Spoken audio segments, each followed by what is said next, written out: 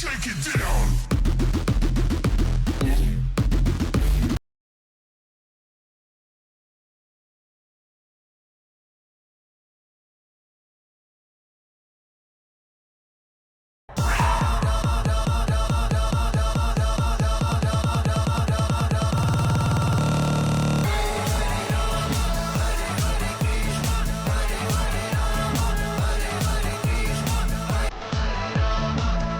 ఈ డమ్మీ గన్తో వాళ్ళిద్దరూ పోలీసులో కాదో కనిపెడతా. మ్యారేజ్ సర్టిఫికేట్ తీసుకొస్తే వదిన నమ్మే ఛాన్సెస్ ఉన్నాయి కేదార్.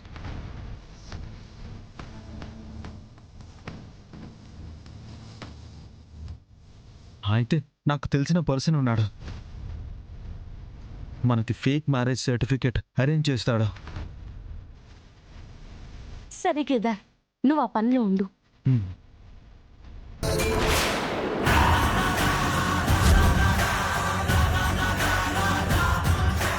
జగదాత్రి, నువ్వు పోలీసు అని నాకు తెలిసిపోయింది.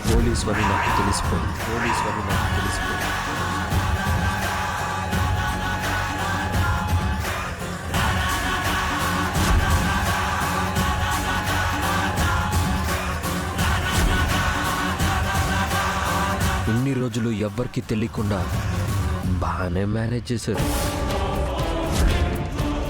ఎవ్వరికి తెలియకుండా నీకు నచ్చిన ఉద్యోగం చేస్తున్నావని నాకు తెలుసు. ఈ ముసుగు ఇంకా ఎన్ని రోజులు వేసుకుంటావు? ముసుగు దాటి పోలీస్గా అందరి ముందు బయటకు వచ్చి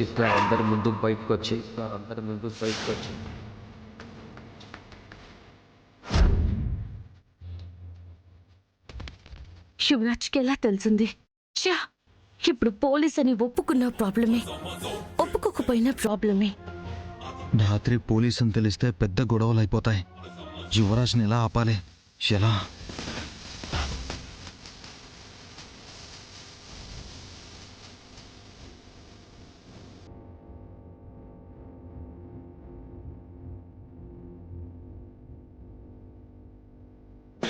ఏంటి ఆలోచిస్తున్నారు?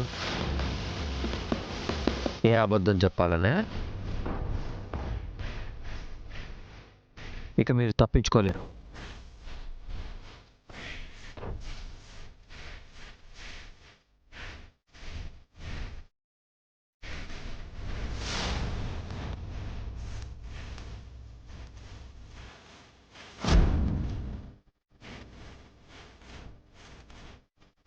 శివరాజ్కి ఏ నిజం తెలీదు. చీకట్లో బాణం వేస్తున్నాడు అంతే.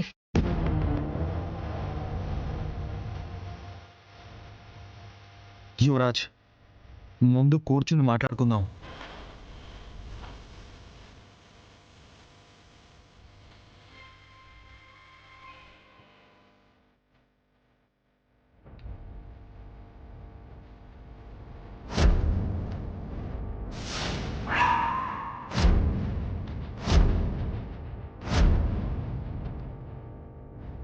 నువ్వు కూడా ఈ మంచోడు అన్న ముసుగు ఎన్ని రోజులు తొడుక్కుంటావు యువరాజ్? నువ్వు దొంగవని, తప్పుడు పనులు చేస్తావని నాకు బాగా తెలుసు.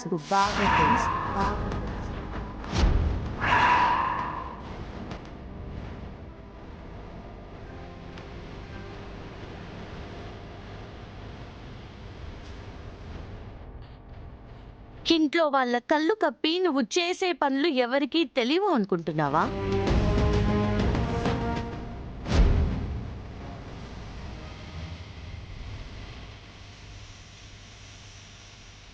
అది నేను తప్పుడు పని చేయడం ఏంటి?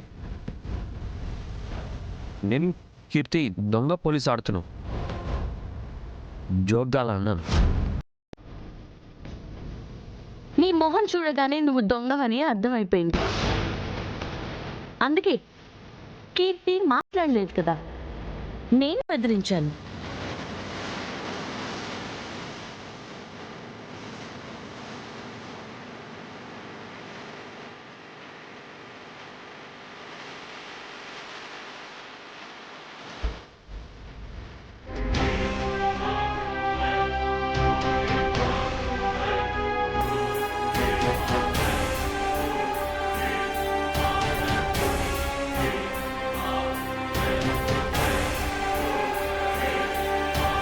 పోలీస్ ఆఫీసర్సే అన్న అనుమానం బలపడింది. లేకపోతే నేను గన్ పెట్టగానే కంగారు పడేవాళ్ళు కాదు. చెప్తా మీ పని. యువరాజ్కి మన మీద డౌట్ పెరిగిపోయింది దాత్రే. అవును కేదార్, యువరాజ్కి మనమే పోలీసులమని కన్ఫర్మ్ అయితే మాత్రం ఆ మీనన్ మనల్ని మన ఫ్యామిలీస్ని కూడా వదలడు. అందుకే ఎలా అయినా మీనన్ మనల్ని చేరుకోకముందే యువరాజ్ ద్వారా మనమే మీనన్ని చేరుకోవాలి.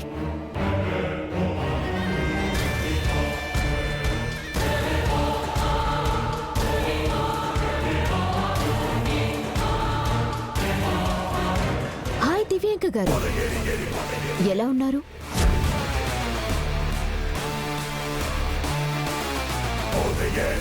నీ నుంచి ఫోన్ వస్తుందన్న విషయం నాకు తెలుసు. శత్రువు మిత్రువు అన్నట్టు నాలానే నీకు కూడా కౌశికి ఏదో ఒక రోజు శత్రువు అవుతుంది, నువ్విలాగే నాకు ఫోన్ చేస్తావని ఊహించా. అవునా? మీరు సూపర్ అండి. మీరెంతైనా బిజినెస్ ఉమెన్ కదా. మీరంటే నాకు చాలా రెస్పెక్ట్ అండి. ఎంత కష్టపడి ఒక్కరే అన్ని బిజినెస్ లో చూసుకుంటున్నారు. కొంతమంది ఉంటారు ఊరందరి సాయం తీసుకుని పేరు మాత్రం ఒక్కరే మోస్తుంటారు. నిషి, ఒక నిమిషం దివ్యాంక గారు, మా ఇంట్లో ఒక ఆడవిడి బ్యాచ్ ఉందని చెప్పాను కదా, దాని అధ్యక్షురాలు వచ్చింది. ఏంటి ఏం చేస్తున్నావు? బుర్ర లేదనుకున్నాను. కళ్ళు చెవులు కూడా పోయాయా? ఫోన్ మాట్లాడుతున్నాను. అదే ఆ దివ్యాంకతో ఎందుకు మాట్లాడుతున్నావు అంటున్నాను. నా ఫ్రెండ్ కాబట్టి. ఇప్పుడే కాదు, రోజు మాట్లాడతా. అయితే ఏంటి? ఏంటి అంత సింపుల్ గా అంటున్నావు? ఆ దివ్యాంక మన ఇంటి మీదకి ఎన్నిసార్లు వచ్చింది, ఎన్నిసార్లు ఇంటి పరువు తీద్దాం అనుకుంది. పైగా ఏ ఛాన్స్ దొరికినా కౌశికి వదిని బాధ పెట్టాలని చూస్తుంది. అలాంటి దివ్యాంకతో నీకేం పని? పాను పాలకూర పప్పు నీకెందుకే? దివ్యాంక నా ఫ్రెండ్. నేను ఎప్పుడైనా ఫోన్ చేసుకుంటా, ఎలా అయినా మాట్లాడుకుంటా. కాదనే హక్కు అధికారం ఎవ్వరికీ లేదు.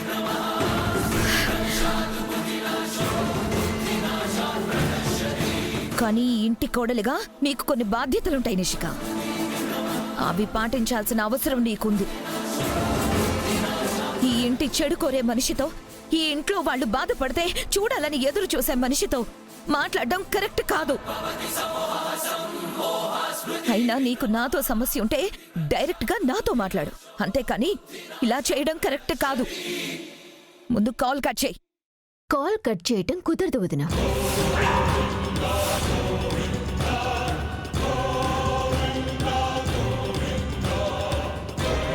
మీరే చెప్పండి దివ్యాంక గారు. జగదాత్రి అంటే నాకు అస్సలు ఇష్టం లేదు.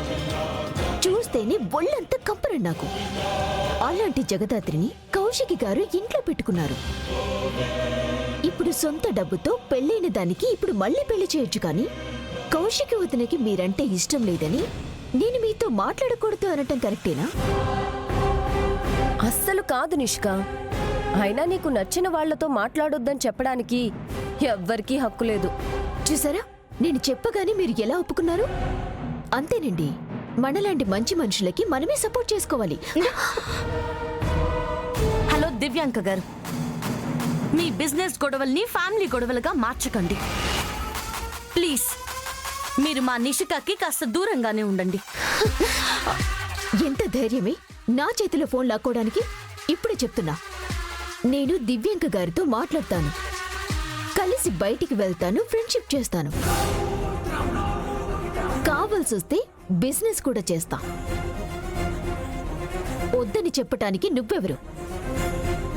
ఉండమంటే ఉండి పొమ్మంటే పోయే నువ్వు కూడా ఏం చేయాలో నాకు చెప్పేదానివేనా? నిషిక, హద్దులు దాటి ప్రవర్తిస్తున్నావు. హద్దులా? ఎవరు పెట్టారు? ఎవరి కోసం పెట్టారు? ఎవరికి కావలసినట్టు వాళ్ళు నడుచుకుంటున్నారు కదా. ఈ జగదాత్రి అంటే నాకు ఇష్టం లేదని ఎన్నిసార్లు చెప్పాలి? మీరు విన్నారా? మాట్లాడొద్దని కూడా చెప్పా. అదేనా విన్నారా? లేదు కదా. మరెందుకు నేను వినాలి?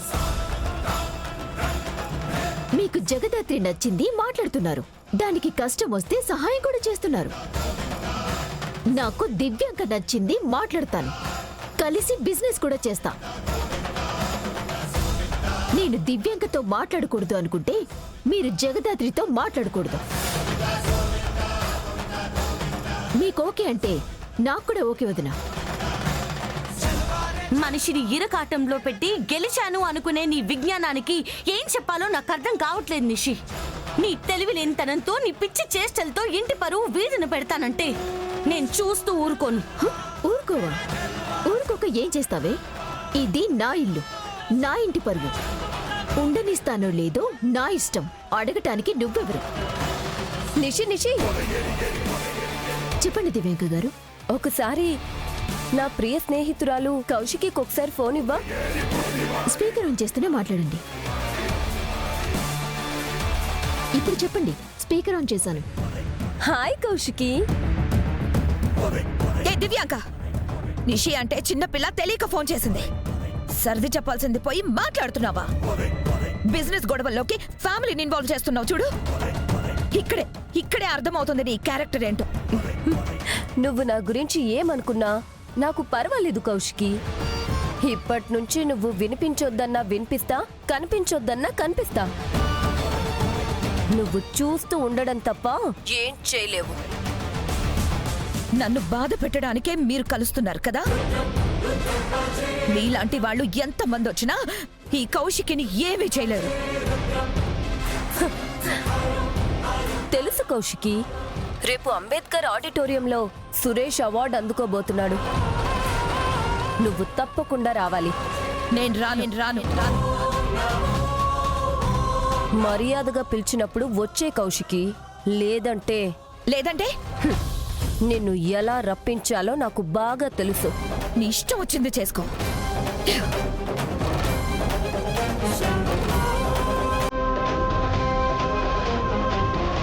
నిషు, ఆ దివ్యాంక నువ్వు అనుకున్నంత మంచిది కాదు. మాట విను, తనతో మాట్లాడడం మానే. మీరు చెప్పింది నేను వినాలి అంటే మీరేం చేయాలో మీకు బాగా తెలుసు. అప్పటిదాకా నేను దివ్యాంకతో మాట్లాడటం ఆపను.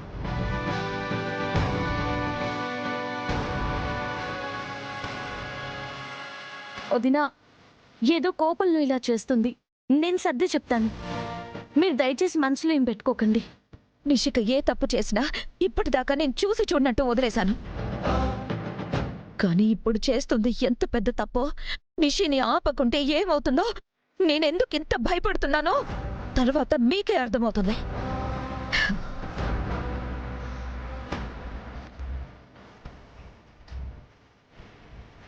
అర్థం లేని పంతాల వల్ల నష్టపోయేది తనే అని తనకు అసలు ఎప్పటికి అర్థమవుతుందో.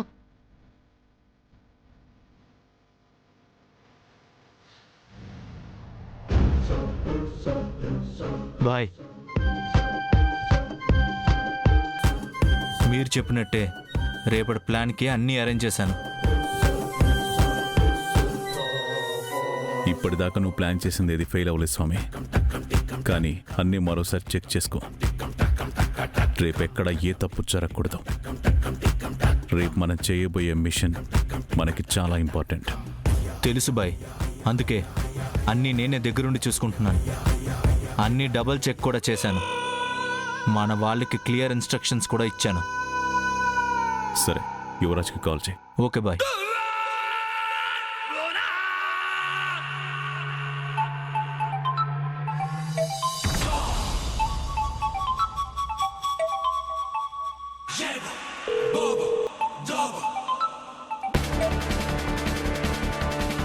సార్, రామస్వామి మొబైల్ నుంచి వరకు కాల్ వెళ్తుంది.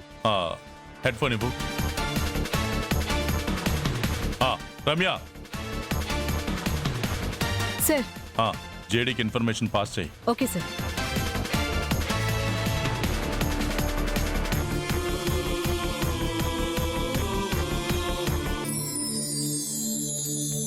ఓకేనా? ఓకే.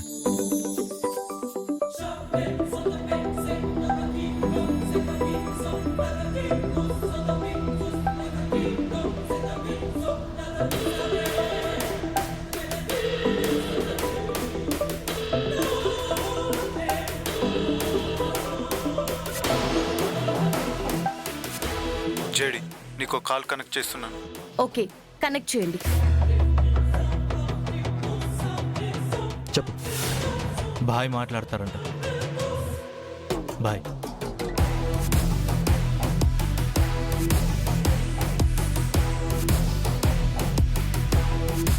యువరాజ్, ఆ, కొత్త మిషన్ డీటెయిల్స్ నీకు వస్తాయి, రెడీగా ఉంటావు. Okay bye. మిషన్ ఏంటి? సిటీలో ఒక పెద్ద మనిషిని రేపు కిడ్నాప్ చేయాలి.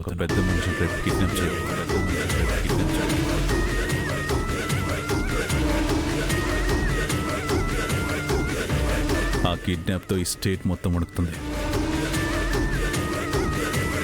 ఈ సిటీ మర్చిపోయిన మీనన్ని గుర్తు చేయాల్సిన టైం వచ్చేసింది.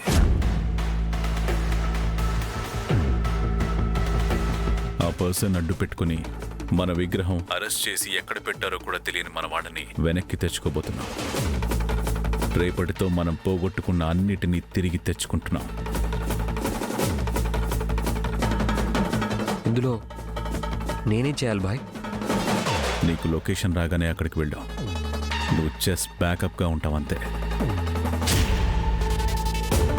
అక్కడ మన మిషన్కి ఏ చిన్న ప్రాబ్లం వచ్చినా నువ్వు యాక్టివ్ అయ్యి అడ్డొచ్చిన అందరినీ షూట్ చేసేసి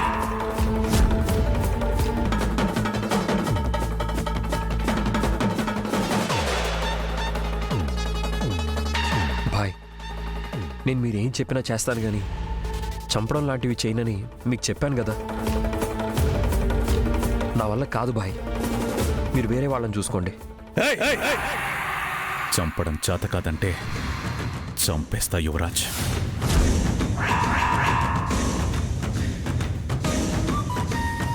రేపు నేను అనుకున్న మిషన్కి నువ్వు రాకపోతే నేను మీ ఇంటికి రావాల్సి ఉంటుంది.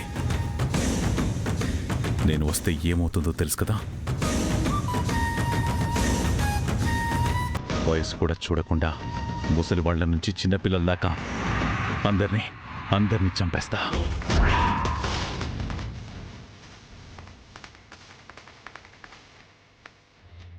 వద్దు బాయ్, వద్దు ప్లీజ్. నేను చెప్పేది వినండి. నేను రాను అని చెప్పడం లేదు, చంపలేను అంటున్నాను అంతే. నేను బ్యాకప్కి అక్కడే ఉంటా. మన వాళ్ళకి ప్రాబ్లం రాకుండా చూసుకుంటా. చంపడానికి కావాలంటే ఒక మనిషిని పంపండి బాయ్. సరే, స్వామి ఒక మంచి షూటర్ని పంపుతాడు, కానీ నీ వైపు నుంచి ఏ తప్పు జరగకుండా చూసుకో. ఈ మిషన్ నాకు చాలా ఇంపార్టెంట్ యువరాజ్. స్వామి నీకు అన్ని డీటెయిల్స్ పంపుతాడు. సరే బాయ్.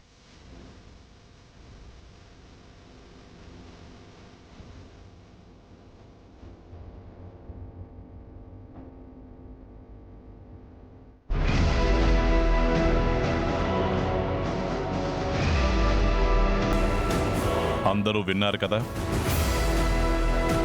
మీనన్ అంత ఇంపార్టెంట్ అన్నాడంటే వాడు టార్గెట్ చేసింది పెద్ద తలనే. ఆ కిడ్నాప్ ఎట్టి పరిస్థితుల్లోనూ జరగడానికి వీల్లేదు. మన టీం అంతా రెడీగా ఉండండి. అందరికీ ఇన్ఫర్మేషన్ పాస్ చేయండి. ఎవరికి ఈ మిషన్ గురించి చిన్న ఇన్ఫర్మేషన్ తెలిసినా కూడా వెంటనే నాకు చెప్పండి. Okay sir. జేడీ, నువ్వే టీంని లీడ్ చేస్తావు. ఎట్టి పరిస్థితుల్లోనూ ఈ కిడ్నాప్ జరగడానికి వీల్లేదు. Okay sir. జై హింద్.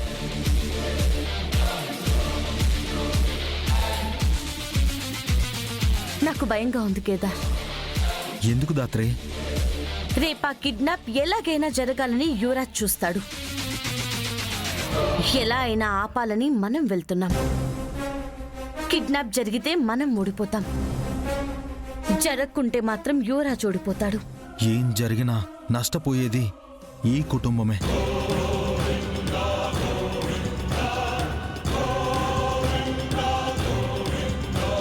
ధాత్రి, రేపు ఆ గ్యాంగ్లో అందరినీ చంపేయమని ఆర్డర్స్ వస్తే? నాకు సెంటిమెంట్స్ ఉన్నాయేమో కానీ నేను వేసుకున్న యూనిఫామ్కి, నేను చేస్తున్న ఉద్యోగానికి, న్యాయం కోసం నిలబడతాను అని నేను చేసిన ప్రామిస్కి ఎటువంటి సెంటిమెంట్స్ లేవు. ఉండవు కూడా.